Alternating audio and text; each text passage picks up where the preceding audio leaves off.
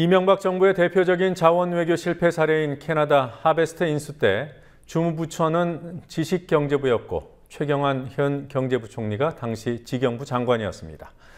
어제 국정감사에서 당시 석유공사 사장이 하베스트 인수를 지경부 장관에게 보고했다고 증언했지만 당사자인 최경환 부총리는 기억이 안 난다고 주장했습니다. 석유공사의 하베스트 인수 발표 시점은 2009년 10월, 최경환 장관 취임 바로 다음 달이었고 인수 대금 규모는 무려 4조 5천억이었습니다. 국회 중계 카메라 나가 있습니다. 곽보아 PD. 자, 하베스트 인수는 부실 기업에 4조 5천억 원을 투입한 일종의 대형 사고라고 할 수 있습니다. 최경환 책임론에 대해 당사자는 어떤 말을 하던가요? 네, 최경환 부총리는 당시 인수와 관련된 보고를 받은 기억이 없고 정부 부처 산하 기관의 공기업은 투자를 할 때 자율에 맡긴다고 했습니다. 박범계 민주연합의 위원회 질의와 최 부총리의 답변 직접 들어보시겠습니다. 주무부처와 산하 공기업과의 관계는 알겠습니다. 일반적인 업무 지휘 감독 관계죠. 그런 특별한 어떤 개별 상업적인 판단을 이루어지는 프로젝트에 거기에 장관이 할 수 있는 권한이 없습니다. 제가 있는 그대로 속기록에 있는 그대로 말씀드리는 겁니다. 석유공사법에 근거가 적시되어 있지 않아 당시 최경환 지식경제부 장관에게 보고를 했더니 잘 검토해서 추진하라는 답변을 얻었다. 자기는 이것을 긍정적인 답변으로 받아들였다. 이런 얘기입니다. 제가 구체적으로 보고받은 장관님 기억이 없습니다. 예. 석유공사는 지난 2009년 하베스트와 그 자회사인 날을 인수했지만 날이 매년 1,000억 원대의 적자를 내자 날을 매각하기로 했고 이 과정에서 막대한 손실을 입어 졸속 인수, 헐값 매각으로 끝이 났습니다. 강영원 전 석유공사 사장은 어제 하베스트 인수에 대해 당시 지경부 장관이던 최 부총리에게 사전 보고했고 사실상 승인을 받았다고 증언했습니다. 최 부총리는 해외 자원 개발의 리스크와 가능성 등을 감안하라는 취지의 말을 강 전 사장이 잘못 해석했을 것이라고 주장했는데요. 보고받은 적 없다는 주장과 충돌되는 면이 있는 답변이었습니다. 네. 야당에서는 하베스트 부실 인수의 책임이 석유공사보다는 MB정부에 있다는 그런 입장이죠.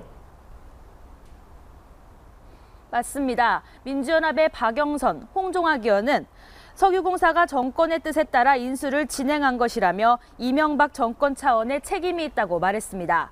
두 의원의 질의 들어보시겠습니다. 이 정유공사를 과연 내가 해도 되는지 안 해도 되는지 한 번도 이것을 인수한 적이 없기 때문에 장관한테 허가받으러 간 겁니다. 이게 지금 이거 상황을 보면은요. 그러니까 장관이 허가를 했으니까 이 일이 진행이 된 거고, 그리고 그 후에 이 왕차관 박영준 차관이 지식경제부로 와가지고 계속 석유공사와 투자와 관련된 일을 하게 되는 것이거든요.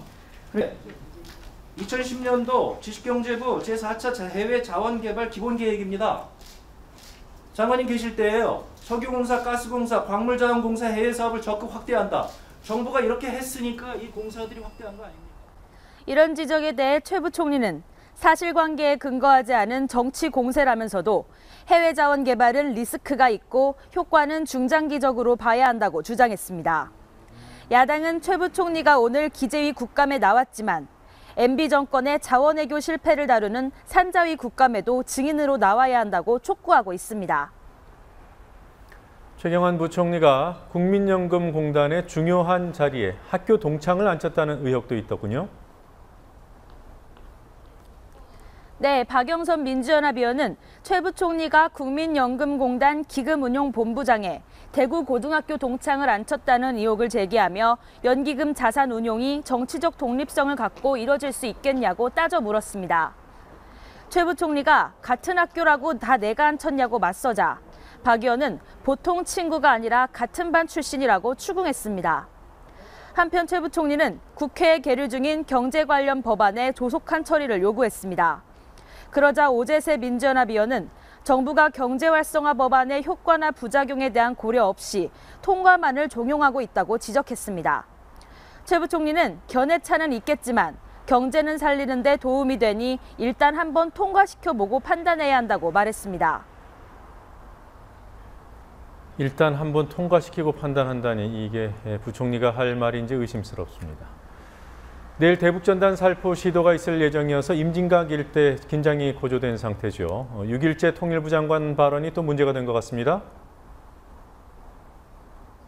그렇습니다. 외통위 국감에 나온 6일째 통일부 장관은 대북 전단 살포를 막을 수는 없다면서 전단 살포로 인해 결과적으로 국민의 신체나 재산에 피해가 오면 그것을 막기 위한 조치를 고려하겠다고 말했습니다. 피해가 나면 그제서야 막는 조치를 고려하겠다는 뜻이었고 경찰관 직무집행법에 근거해 전단 살포를 막을 수 있다는 파주경찰서의 입장과 다른 것이어서 여야 의원들의 질타가 쏟아졌습니다. 새누리당 이재호 의원은 류 장관에게 그런 답변이 어디 있냐며 정부가 분명한 입장을 가져야 한다고 질타했습니다. 포천 연천이 지역구인 새누리당 김영우 의원은 국민의 안전과 생명을 지키는 것은 정부의 제1 존재 이유라며 헌법상 표현의 자유만 붙들고 있어서는 안 된다고 지적했습니다.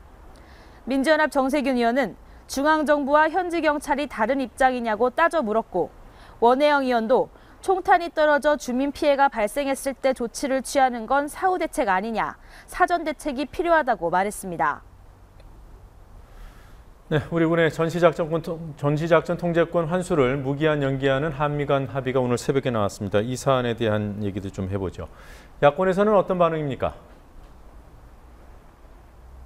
네, 문희상 민주연합 비상대책위원장은 전작권을 차질 없이 환수하겠다던 박 대통령의 공약이 허언으로 끝났다며 비정상적 상황을 바로잡으라는 국민 여망을 무시해도 되는 건지 우려된다고 말했습니다. 김종민 정의당 대변인은 한국군의 힘으로 평화를 지킬 수 없고 미군에 의존할 수밖에 없다는 한국군 능력 포기 선언이라고 규정했습니다. 통합진보당 홍성규 대변인은 박근혜 정권이 끝내 군사주권 포기를 선언했다고 비난했습니다. 반면 새누리당은 전작권 환수 재연기에 대해 북핵 위협이 있는 상황에서 한반도 평화 유지를 위한 불가피한 선택이라고 정부의 결정을 옹호했습니다. 갑자기 최고위원직을 내던진 김태호 새누리당 의원이 당 지도부에 대한 불만을 내놓고 있습니다. 최고위원 사퇴하겠다, 이 뜻은 변함이 없는 겁니까? 그렇습니다. 김무성 대표가 어제 김 의원을 만나 사퇴를 만류했지만 김 의원은 이를 거부한 것으로 알려졌습니다. 김 의원은 오늘 기자들과 만나 경제활성화법이 통과 안 되면 당 지도부가 물러난다는 각오를 하는 게 옳다며 그래야 국민적 신뢰나 대통령의 공감도 얻어낼 수 있다고 지도부에 훈수를 하는 듯한 말도 했습니다. 김태호 의원의 행보에 당 안팎에서는 친박 교감설, 대권용 행보 등 다양한 추측이 나옵니다.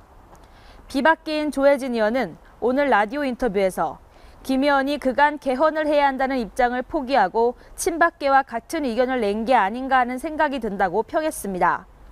반면 대표적인 친박인 홍문종 의원은 김태호 의원은 김무성 대표에게 완전히 가려서 주목받지 못하는 것에 대해 조급증이 있는 게 아닌가 한다며 친박 교감설에 대해선 아닌 것 같다고 말했습니다.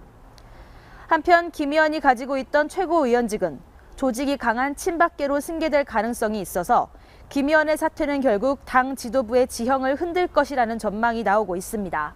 지금까지 국회에서 국민TV 뉴스 곽보아입니다.